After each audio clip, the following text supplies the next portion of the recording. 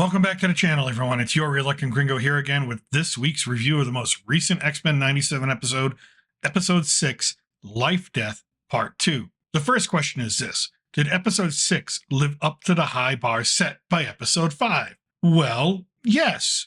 I think it did, and I think the writers deserve a lot of credit here. Episode 5 was a wild and shocking installment with the attack on Genosha and the death of Gambit. The writers were smart to slow it down in Episode 6 because you cannot go 100 miles an hour the whole time and make anything meaningful. Episode 6 did see some big reveals, and more importantly, I think it set up the major conflicts to come in the final 4 installments. Now, spoiler warning for this review because we're going to get into some reveals and some theories. And with that, let's begin. Episode 6 is, for the most part, a dual love story. By the title itself, we know we're going to continue to see Storm's story arc as she battles the adversary along with Forge. And the second love story is one of our first big reveals. Professor X is back, and with the Shi'ar Empire. Seemingly he's healed and using his comic-accurate armor to walk again, and he, of course, is with Lilandra, the Empress of the Shi'ar Empire. As the episode begins, we're thrust into the ongoing war with the Kree and the Shi'ar. We get an awesome action sequence with the introduction of Deathbird, Lilandra's sister, and the Imperial Guard, including Gladiator, Manta, Flashfire, Starbolt, Smasher, Titan, and Warstar.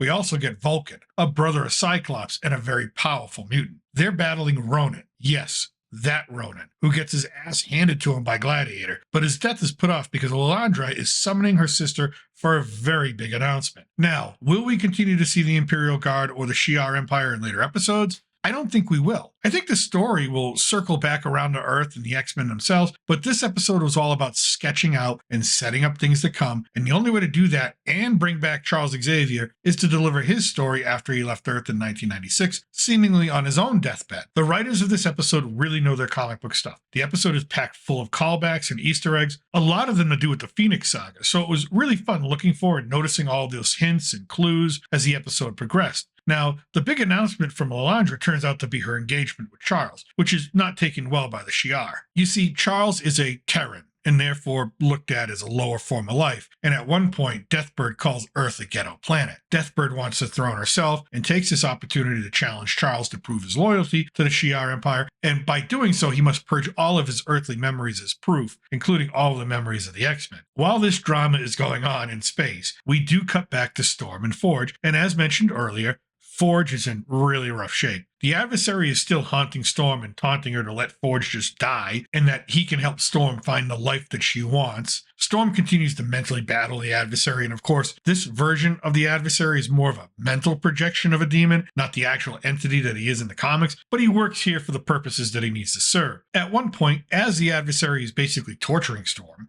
confining her in small spaces like a coffin, remember Storm has a phobia of enclosed spaces, Forge uses a magical book that he received from his grandmother and mother to cast out the demon. He then tells Storm that they need to retrieve a special cactus that grows in the dark and has magical medicinal properties in order to heal Forge's wound. As well, Storm at this moment does profess love for Forge, so that didn't take long for her to come around, and as they set off to find this magical cactus in a cave, we then cut back to space and Charles. And as Charles prepares to make the ultimate sacrifice for love, he hesitates, giving Deathbird a chance to strike with her own loyal guards. However, Gladiator is there and shows us just how powerful he is and just clocks Deathbird in the face. As chaos ensues in the High Council's chamber, Charles remembers that he is a gifted teacher and that his power to project into the astral plane and transports all the council members and Deathbird into a classroom where he begins to teach tolerance and acceptance, and at the same time tries to get the Shi'ar to understand that imperialism is not a moral way with any moral justification. We then cut back to Storm and Forge in an abandoned mine on sacred Native American ground.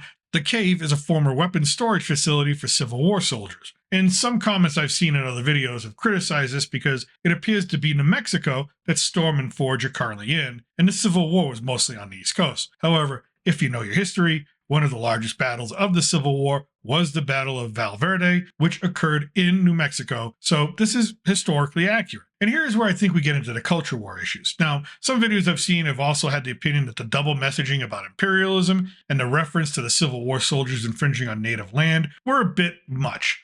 And I don't see it that way. I'm usually someone who's critical of too much social messaging, But this episode is supposed to be two storylines entwined with similar messaging. And let's face it, if you think calling out imperialism is a bad thing, and that respecting the sacred religious grounds of Native Americans is a bad thing, and reminding ourselves that these things actually existed because the story has a message of finding ways outside of the realist political philosophy that dominated most of the 18th, 19th, and 20th century, then I think the X-Men is just probably not for you. And by the way, to flex my postgraduate political science muscle, for those of you who do not know what I just referred to, realist philosophy, it is basically the international relations school of thought that nations only concern themselves with their own interests, taking what they want. It is pure competition and pure self-serving because there is no overarching authority to regulate the world. And this is what Charles is basically trying to teach to Shi'ar. But at that point, we cut back again to Storm as she faces her fear again because she needs to climb up a very confined space to get the medicine that Forge needs. She's taunted again by the adversary, but she realizes that she's stronger than her fears and that her power loss was not a physical thing, but a mental one because she had so much self-loathing about herself and her place in the world. But that all goes away in a split second, and Storm returns to her old self. She blasts the adversary away and then emerges into the sky in an upgraded outfit and looks completely badass. And really, she is a badass. After her transformation, she's able to cure Forge, and the two of them start talking about getting away together, when the television begins to show Storm the aftermath of the attack on Genosha. Now, this is where Storm's story cuts, and it is obvious that any love affair activity will have to be put on hold, because Storm needs to return to the X-Men. The closing of Charles's story in this episode occurs as he is teaching, and as he's doing this, he is afflicted with the knowledge and visions of all his students as skeletons, representing the death of his children on Genosha. The most significant of that is Gambit, who appears as a giant, much like the Sentinel that killed him. He turns into a skeleton and blasts Charles with the same kind of energy that the Master Mold Sentinel used to kill all the mutants in Episode 5. For a moment, Charles is incapacitated, but when he comes to, he makes it clear that he must return to the Earth and his X-Men. Now, here's where I get to say I was wrong. Okay,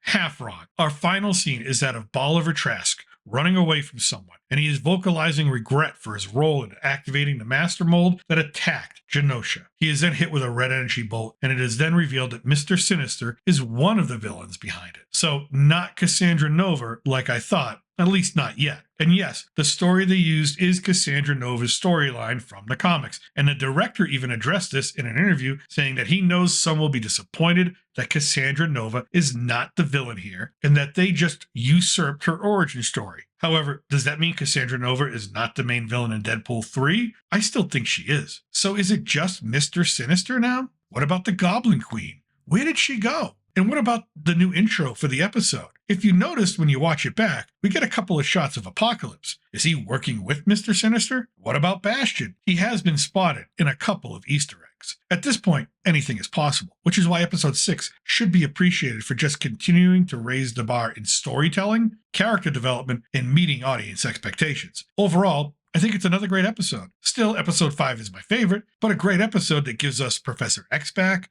a fully powered Storm back, a villain reveal of sorts, and so many Easter eggs and possible ways forward that even the nerdiest of X-Men fans are having a hard time figuring out where we're going. And that may be the best part of it all. And that's what I think. Let me know what you think in the comment section below. Did you like episode 6? Do you think Mr. Sinister is the only big bad villain to come? Is the Goblin Queen going to reappear? Is Apocalypse the final boss waiting in episode 10? As always, thanks for watching. And from south of the border, salute and a huevo.